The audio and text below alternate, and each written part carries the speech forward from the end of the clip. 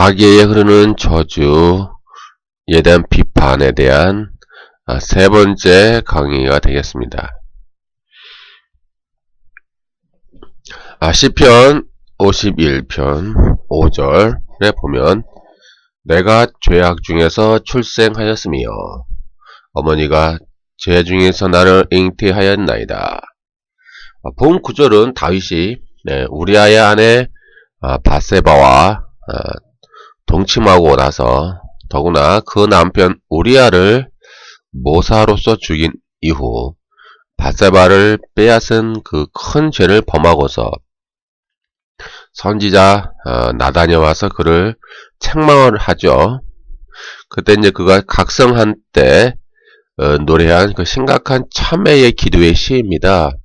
사무엘하 12장에 있는 사건인데요. 다윗은 하나님께 선택된 왕이죠. 그의 이름은 하나님께 사랑을 입은 그런 사람이란 뜻으로서 그는 그 이름으로 하나님께 총애가 되었고 그는 큰 축복을 입고 커다란 권세와 영예를 얻었는데 성공기에 달했을 때에 어떤 절정에 이르렀을 때 이제 그는 마음이 헤어지고 그런 이제 밧세바와 이제 동침을 하게 되는 이제 큰 죄를 범하게 되었습니다. 그리하여 서서히 그는 이제 하나님께 대한 그런 경건심이 희박해지고 있었을 것으로 대수롭지 않게 생각한 그런 마음에서 이제 죄에 빠지게 되었고 한번 죄에 빠진 그는 이제 양심이 흐려져 그 죄를 가리워 덮으려고 했죠. 또 이런 죄의 소원을 채우기 위해 지혜를 짜내요. 세상에서도 큰 죄를 범하고 말았습니다. 타락한 그는 본편 및 시편 32편에 보이는 대로 매우 범민하게 되었죠. 그러나 그는 하나님의 사자 나단 선지자에 의하여 그 죄를 책망받고 한번 하나님의 빛이 그 마음에 임하게 되었고 그는 이제 그 죄악을 깨닫고 이제 심각한 슬픔 가운데 이제 통회의 기도를 드리게 됩니다.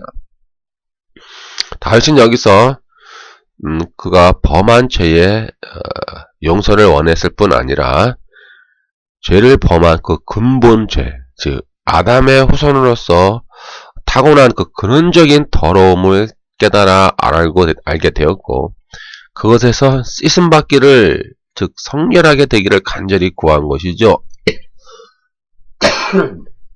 그런 의미에서 이 죄악 중에 출생하였음이라는 의미는 그가 뭐 저주 가운데 출생하였다라는 의미가 아니에요. 이 가계 저주론자들이 주장하는 것처럼 저주 가운데 출생하였음이 아니라 아담의 그 근원적인 죄, 아담으로 말미암아 이 세상에 죄와 사망의 통치가 오게 되었잖아요. 모든 이 세상의 인간들은 이제 사망과 죄와 사망의 통치 아래서 죄를 양산하게 되고요.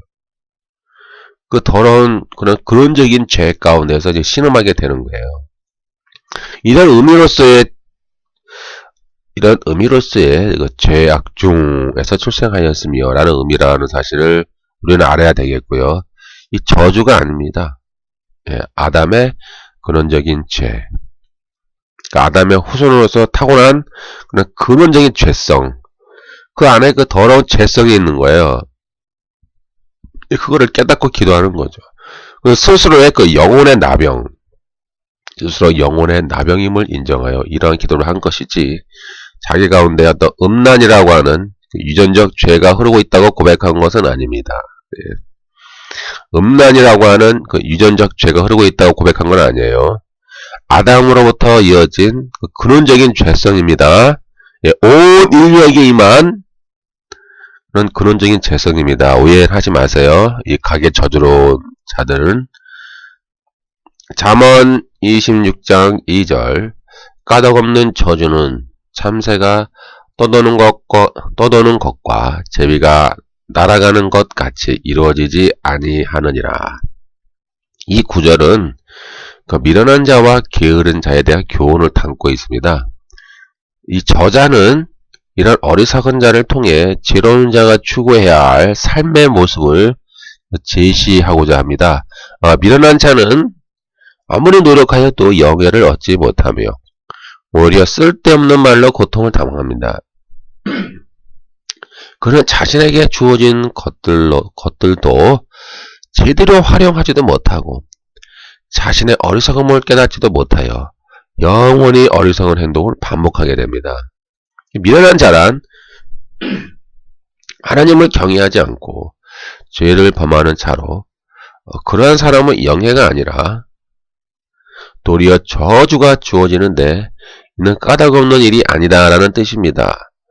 잠언 26장 1절 8절에 보면은 돌을 물매에 매는 것은 쓸데없는 일로 미련한 자에게 영예는 무익한 거라 기록되어 있고요.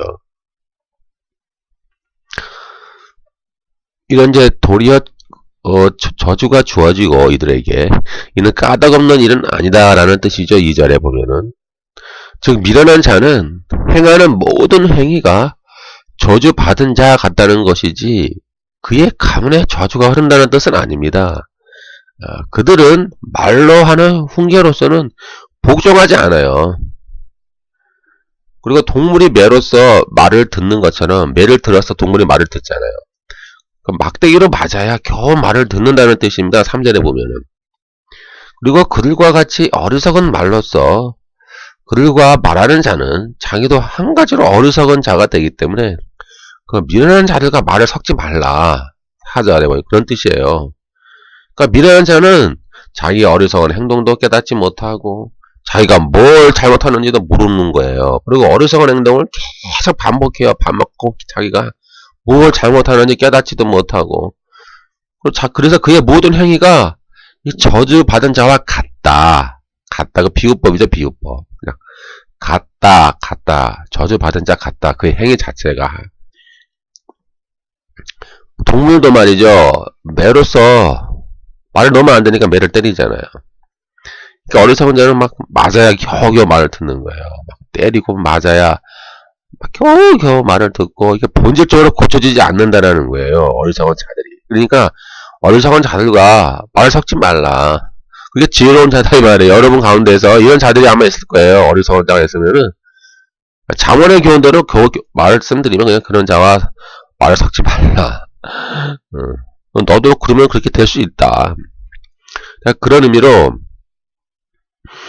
까닭없는 저주는 그렇게 이제 미련한 자와 게으른 자에 대한 교훈을 담고 있는 것이지 이게 무슨 어떤 저주가 한다는 것은 절대 아니에요. 예, 그의 가문에 저주가 한다는 뜻은 절대 아니니까 성경 구절을 해석을 잘 해야 됩니다.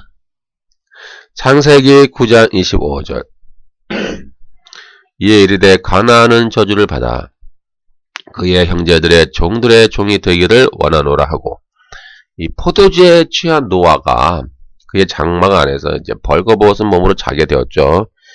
매사에 조심성이 있고 하나님의 은혜로 말미암아 자신의 신앙을 지켜나갔던 노아도 그 어떤 고난과 유혹이 지나가 버리자 이제 좀 방심하고 좀 부주의하여 어떤 수치를 드러내고 말았습니다. 이때 그의 아들 가운데 하나의 함은 술에 취한 아버지의 벌거벗은 모습을 조롱거리로 삼았죠. 이것은 곧 자기 자신의 타락한 성품을 좀 노출시킨 겁니다. 함은 아버지의 허물을 드러낼 뿐만 아니라 또한 그것을 즐겼습니다. 그러나 함과 달리 셈과 야벳은 아버지의 허물을 가리워 주었죠. 여기서 가나안이 저주를 받은 것은 그의 성품이 아버지 함과 같았고 이미 그 아버지의 불경건함과 죄악을 답습하고 있었기 때문입니다. 만약 가계에 흐르는 저주를 믿는 자들의 말이 맞다면 가나안뿐만 아니라 구스와 미스라임과 붓에게도 동일한 저주가 임해야 됩니다. 창세기 10장 6절 함의 아들은 구스와 미스라임과 붓과 가나안이요. 근데 이런 아들들이 있었는데 유독 가나안에게 저주가 임했다 이 말이죠. 그거 왜일까요? 다른 아들은 뭐 친아들이 아니라서 그래요? 가나안만 함의 친아들인가요? 다른 아들은 어디서 주워왔나요? 아니잖아요. 다 똑같은 함의 아들이에요. 근데 왜 가나안에게만 이런 저주가 임했느냐? 그것은 가나안만 지목된 것은 그가 그 아버지의 죄악과 불경건을 그대로 따라했기 때문이에요. 가나안의 후손들도 선조 가나안의 죄악을 그대로 답습했으며 그의 이제 죄악을 끊어내지 못했습니다. 그래서 후일에 이스라엘에게 가나안 땅의 풍습과 규례를 따르지 말라고 경고를 이제 많이 받았죠. 레위기 18장 3절. 너희는 너희가 거주하던 애굽 땅의 풍속을 따르지 말며 내가 너희를 인도할 가나안 땅의 풍속과 규례도 행하지 말고 이렇게 나와 있어요. 그러니까 이제 가나안과 이 가나안 족속의 이 풍습이 죄악과 불경건이 대대로 흐르는 거예요. 뭐 그의 가문의 저주가 흐른다라기보다는 그런 이제 우상 숭배의 죄악을 답습을 하는 거예요. 그들 스스로들이 성품이 그렇게 이제 답습했다는 것이지. 그렇게 이해를 하셔야 돼요. 결국 가나안 족속은 여호수아 시대의 그 셈족인 이스라엘에 의해 이제 가장 비천한 종의 형태로 전락되고 말았죠. 여호수아 9장 23절에 보면. 그 나머지는 솔로몬 시대에 완전히 정복당했죠. 열왕기상 9장 20절 21절에 보고 그 후에도 그 칼타고인이나 애굽인들과 같이 가나안 족속들은 페르시아인, 마게도냐인, 로마인 등과 같은 그 야벳 족속들에 의해서 철저히 이제 정복을 당하고 맙니다. 창세기 12장 3절 너를 축복하는 자에게는 내가 복을 내리고 너를 저주하는 자에게는 내가 저주하리니 땅의 모든 족속이 너로 말미암아 복을 얻을 것이라 하신지라. 이제 하나님이 아브라함을 갈대아 우르에서 부르신 것의 어떤 신학적 의미는 그 개인만의 구원을 위한 것이 아니라 창세기 3장에 암시된 하나님의 구속 계획이 구원 계획이 있잖아요. 하나님의 이제 인류에 대한 모든 구속 계획이 있는데 그것이 이제 역사 속에서 실현되기 시작하였다라는 것을 의미합니다. 그런 점에서 아브라함에게 약속된 땅과 창대한 민족이 되리라고 하는 그런 복은 이스라엘의 이제 가나안 점령을 거쳐 이제 요한계시록에 예언된 그 새 하늘과 새 땅에까지 그 일관된 축복의 지향점으로 하나님의 구원에 대한 소망의 근거를 이제 제공하고 있는 것이에요. 쉽게 얘기해서 아브라함이 선택받은 것은 그 구속사의 이제 시초점이 되었다라는 거예요. 그러니까 구속사의 이제 조상이 된 거죠. 이제 아브라함을 통해서 이제 구속 역사가 본격적으로 이제 이 땅에 실현되기 시작했다라는 의미예요. 때문에 너를 저주하는 자에게는 내가 저주하리니 그런 말에서 여기서 저주라는 그 칼날 히브리어 칼날인데 그것은 감소시키다, 낮게 여기다 라는 뜻으로 그 남을 이제 멸시하거나 하찮게 하는 행위를 말하는 거죠. 그러니까 아브라함을 저주한다라는 말은 아브라함을 멸시하거나 하찮게 여기는 자들에게는 이제 그런 뜻이에요.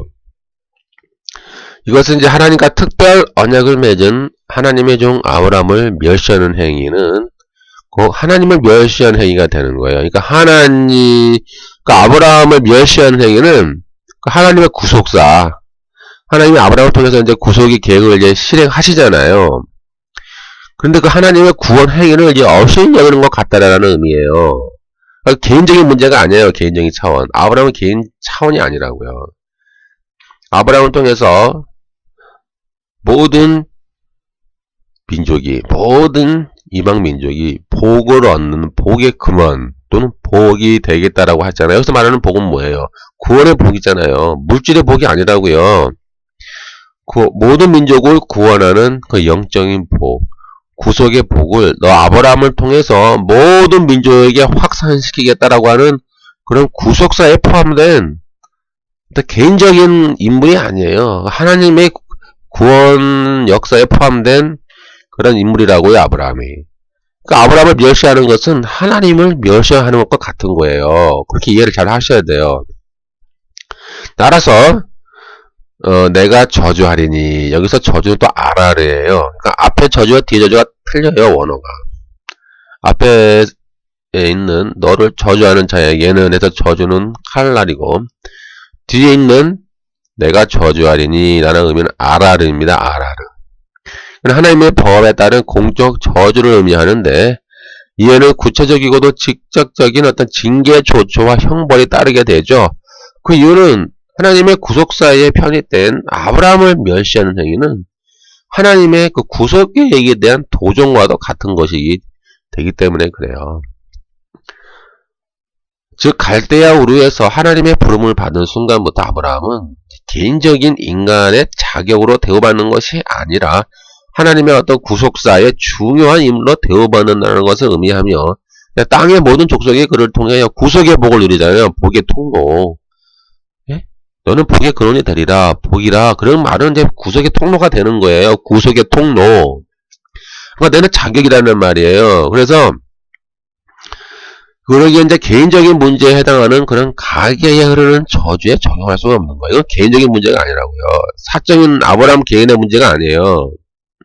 갈라디아서 3장 8절 또 하나님의 이방을 믿음으로 말미암아 의로 정하실 것을 보세요. 이방을 믿음으로 말미암아 의로 정하실 것을 이렇게 나오잖아요. 성경이 미리 알고 먼저 아브라함에게 복음을 전하되 모든 이방이 너로 말미암아 복을 받으리라 하였느니라.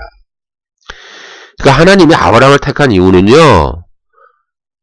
이스라엘 민족만을 만들기 위한 것이 아니에요. 아브라함, 이상, 야곱도 이스라엘 12지파 해가지고 이스라엘 땅이 이스라엘 민족이 가나안 땅에 들어가서 그들만 가나안 땅에 들어가 그들만 하나님을 믿고 그들만 구원 얻기 위한 것이 아니었다니까요. 이 처음부터 갈라디아서나 창세기에 보면은 하나님이 처음부터 아브라함을 택한 것은 이방을 구원하기 위한 그 전제 조건으로 아브라함을 택한 거예요. 그걸 아셔야 돼요. 그 본질을 놓치면 안 돼요. 그러니까 아브라함을 택한 받은 이유는 그냥 이스라엘 민족만 만들기 위해서가 아니라니까요. 이방 모든 민족을 믿음으로 의로 삼기 위하여 이거 뭐야? 구원이잖아요. 의로 삼기 위하여 아브라함을 택하여 이제 그를 복의 통로가 되게 하시는 거예요. 구속의 통로. 그런 말면 모든 이방이 너로 말면 복을 얻으리라 나오잖아요. 이게 무슨 복이에요? 구원의 복. 이신칭의 믿음으로 말면 복을 얻으라는 얘기예요. 모든 이방이. 근데 결론은 어떻게 돼서 이스라엘 민족이 실패했잖아요. 제가 이스라엘 민족을 평가 전하는 게 아니라 결국 역사적으로 봤더니 이스라엘이 그들이 이방 민족에게 구원의 통로, 구속의 통로가 되는 것을 그들이 거부했잖아요. 역사적으로. 거부했다 이 말이에요. 그들이. 그러니 이제 그들은 결국 하나님의 심판을 받아서 AD 70년에 흩어지게 된 거예요. 이제 로마 제국은 악의 도구가 된 거예요. 하나님의 주권에 악의 도구가 되어서 이제 그 이스라엘이 완전 해체가 된 거예요. 해체가 되었고 갈라디아서에 봤더니 이제 믿음으로 말미암는 자는 이제 아브라함의 아들이 될지니라. 이렇게 이제 바뀐 거예요. 이제 믿음으로 말미암는 영적 이스라엘 자손이 되는 거예요. 이제 모든 신자들이. 그러니까 우리들 전 세계에 흩어져 있는 모든 신자들은 믿음으로 말미암는 아브라함의 자손들이에요. 갈라디아서에 봤더니 아브라함이 모든 믿는 자의 조상이기 때문에 우리는 영적 아브라함의 후손들이라고요. 이 점을 놓치면 안 돼요. 그래서 이제 로마서 11장에 보면은 사도 바울이 이제 마지막으로 이스라엘이, 그러니까 육적 이스라엘이죠. 그 이스라엘 민족이 이제 회심할 것을 예언하고 있잖아요. 근데 내다보고 있죠. 그들 회심한단 말이에요.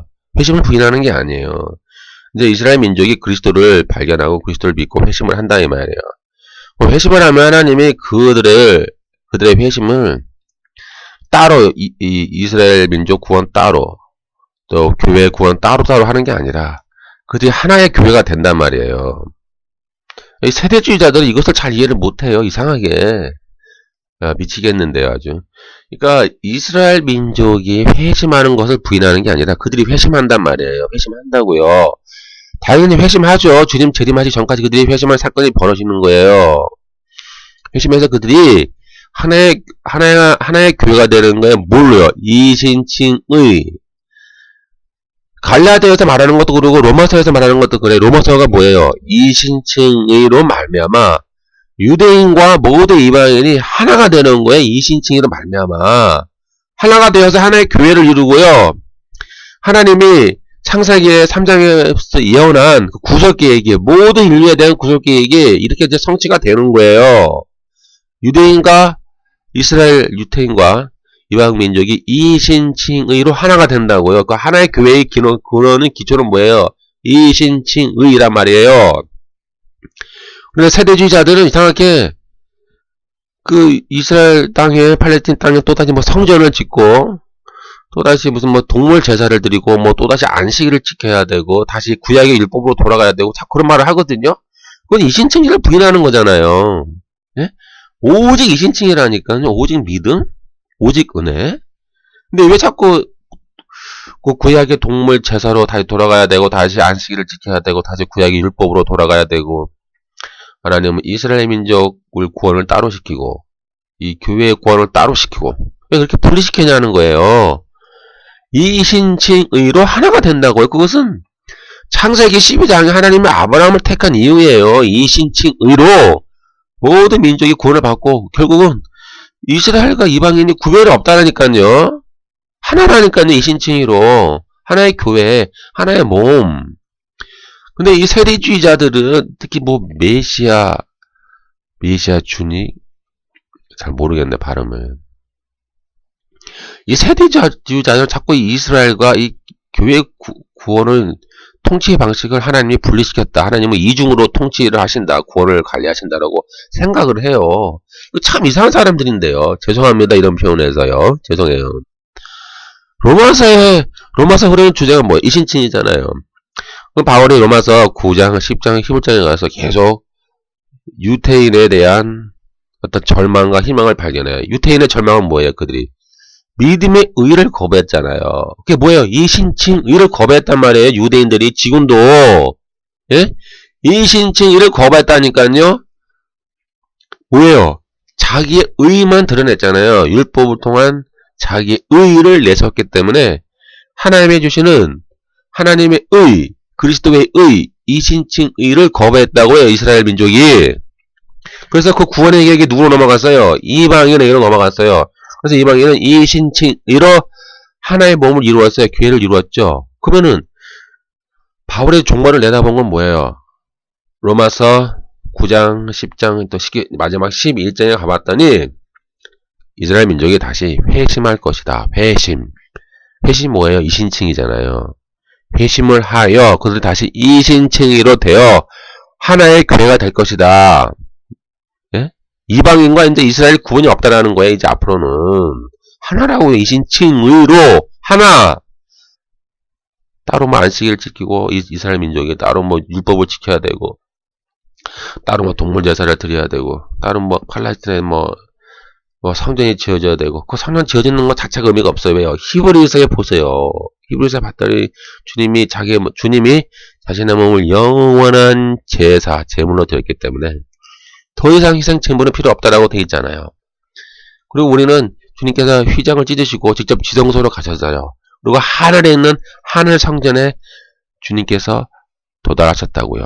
그래서 우리 예수 믿는 사람들은 이제 직접 그 지성소를 통해서 하늘에 있는 성소로 들어가는 거예요. 하늘 성소. 예? 눈에 보이는 이 땅의 성소가 이제 필요가 없다라는 거예요. 눈에 보이지 않는 저 하늘에 있는 시온산, 하늘에 있는 저 예루살렘, 하늘에 있는 저 천만 천군이 있는 저 하늘, 은혜 영들이 있는 저 하늘에 우리는 지금 도달했다 이 말이에요. 믿음으로 말미암아 현재 완료형이에요. 너희는 이미 믿음으로 말미암아 하늘의 예루살렘에 너희는 도달해 있다라고 이제 히브리서에서 선포하고 있어요.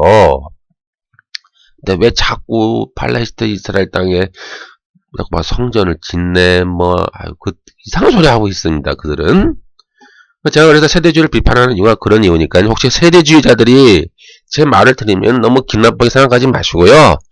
꼼꼼히 잘 들어보세요. 그냥 성경대로 보자고요. 그러니까 여러분들 성경을 통해서 한번 세대주의자들의 입장이 뭐가 잘못됐는가를 꼼꼼히 보시고요. 제 블로그에 글을 써놨으니까는 너무 기분 나빠지는 마시고 한번 잘 읽어보세요. 창세기 27장 12절 아버지께서 나를 만지실 때 내가 아버지의 눈에 보이는 자로 보일지라 복은 고사하고 저주를 받을까 하나이다. 이삭이 에서에게 축복하겠다는 말을 엿드는 리브가는 자신이 이제 사랑하는 야곱으로 하여금 축복을 받게 하기 위해 이제 계략을 꾸미잖아요. 이삭이 편애하는 에서가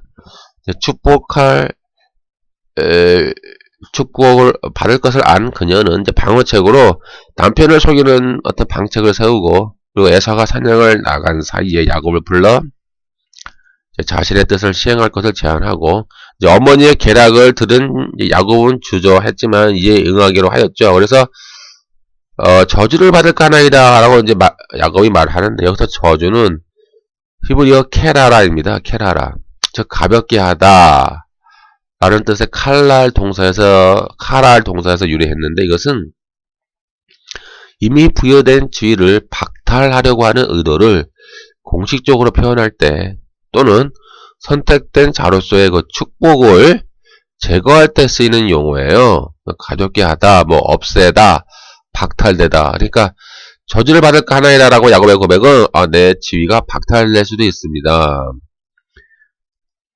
나의 축복이 또 제거될 수도 있습니다. 그러다 제거의 의미죠. 저주가 아니에요. 예? 저주가 아니라고요. 따라서 야곱은 자녀로서 누리는 그 지위의 박탈을 두려워하는 것이지 가계에 어떤 흐르는 그런 주술적인 저주를 의미하는 것이 아니에요. 비록 야곱이 아버지를 속여서 축복을 가로챘지만 그건 잘못이죠. 야곱이 구속사에 있어서 그 복의 통로, 구원의 통로가 되는 거예요. 복의 통로가 되기로 한 것은 태어날 때부터 하나님의 주권적으로 결정된 것이에요. 하나님의 주권적 의지예요. 그렇기 때문에 이삭의 축복은 야곱에게 계속 유효했어요. 그리고 결국 라반에게 가서 이제 연단을 받는 거예요. 연단을 받고 이스라엘이라는 새로운 이름을 받잖아요. 그리고 새로운 사람으로 거듭났다라고 하는 의미가 되는 거예요. 창세기 49장 7절 그 노염이 혹독하니 저주를 받을 것이요 분기가 맹렬하니 저주를 받을 것이라. 내가 그들을 야곱 중에서 나누며 이스라엘 중에서 흩으리로다. 이 시몬과 레위 지파는 시몬과 레위죠. 시몬과 레위는 동일한 부모의 피를 받은 형제이며 그들의 행동 양식도 비슷했어요. 이들은 여동생 디나의 사건 때 세겜 사람들을 대량 학살하고 약탈하는 일에 앞장서는 그냥 잔인성을 보여주었습니다. 그래서 이들이 받은 예언은 야곱 중에서 흩어지는 형벌이었어요. 여기서 원어적으로 보면은 그 저주의 대상이 그의 두 아들이 아니라 그들의 노염, 맹렬한 분기, 잔인함, 즉 그들의 행한 그 성격이나 그들의 행위가 저주를 받은 것이지 그 사람에게 저주가 받은 것은 아니에요. 영어 성경에 보면은 잘 번역이 잘 해놨어요. Cursed be their anger 이렇게 나와 있잖아요. 저주를 받는 게 뭐예요? 그들의 화. Cursed be their anger so fierce and their fury so cruel 이렇게 나와 있어요. 그러니까 그들의 화나 그들의 노염이나 그들의 분노나 그들의 잔인함, 그것이 저주를 받은 거예요. 시몬이나 레위가 저주를 받은 게 아니라고요. 본인을 잘 아셔야 돼요. 그들이 저주를 받은 게 아니라고요. 사람이 저주를 받은 게 아니라고요. 그래서 그들은 이제 흩어지게 돼요. 결국은 흩어지게 되죠. 그래서 야곱의 이 두 아들을 저주한 것이 아니라 이제 그들의 잘못된 성격과 행동을 저주를 한 거예요. 대신 그들은 노여움, 또 맹렬한 분기, 잔인함에 대한 어떤 형벌로 두 지파는 이스라엘에 흩어져요. 흩어지는 이제 벌을 받는 거죠. 벌. 그들이 저주를 받은 건 아니에요. 그들 자신들이 그냥 벌을 받고 흩어지는 거라고요. 레위 지파는 이후에 비느하스를 통하여 바알볼 사건 때 하나님께 온전한 헌신을 드렸죠. 때문에 복을 얻어요. 출애굽기 32장 29절, 신명기 33장 8절에서 11절. 이 레위 지파가 성소의 봉사를 위해 선정되었는데 그 이유는 이스라엘 백성이 금송아지를 부어 만들어 여호와의 언약을 어겼을 때 레위 사람만이 돌아와 충성을 맹세하여 하나님께 열정을 나타내었기 때문입니다. 레위 지파는 이제 가나안 분배 후에 각 지방에 분산되었습니다. 그 제사장이었던 레위인에게 분배되었던 성읍은 모두 유다, 시므온, 베냐민에게 있었는데 이것을 제외하면 레위인의 성읍은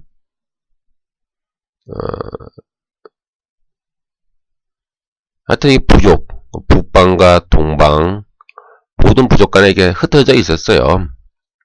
그래서 이제 이러한 레위 지파의 흩어짐은 오히려 각 지파와 온 이스라엘에게 복이 되었어요. 복이 되었다고요. 시므온 지파는 이제 자기의 기업을 가지지 않고 점차 유다 지파에 흡수되어 갔어요. 시므온 사람은 각 지파의 위에 모세가 준 축복에서 제외되지는 않았습니다. 가나안 땅 분할 시에는 실로에서 뽑은 두 번째 제비가 시므온 지파에게 맞아서 그들은 이제 유다 기업인 그 가나안 가장 남쪽 땅을 얻게 되었어요. 유다 기업인 가나안 땅의 가장 남쪽 지역을 이제 시므온 지파가 제비 뽑아서 그쪽으로 얻게 되었고, 이 두 지파는 그러니까 유다 지파와 시므온 지파는 이제 가나안 사람에 대해서 협동 전선을 폈습니다. 사사기 1장 1절, 3절, 17절에 보면 나와있고, 시므온 지파의 성읍은 브엘세바, 시글락과 유다 남부의 호르마였습니다. 그들은 이제 히스기야 시대에 그들 지경에 이르러 함의 자손 모우님 사람을 쳐 부수고 그들 중 500명이 이시의 아들 셋을 두목으로 삼고 세산의 피 아멜렉의 잔당을 진멸하였고요. 그 땅을 모두 점령하여 복장으로 하고 거기에 이제 거주하였습니다. 궁극적으로 이 지파는 거의 흩어졌다고 믿어지지만, 그러나 에스겔의 그 가나안에 대한 장래의 예언 중에 그의 분깃이 인정되었고요. 에스겔 48장 24, 25, 33절. 그 계시록의 그 예언서에는 그 임마진 지파 중에 12,000명 이렇게 기록되어 있어요. 요한계시록 7장 7절.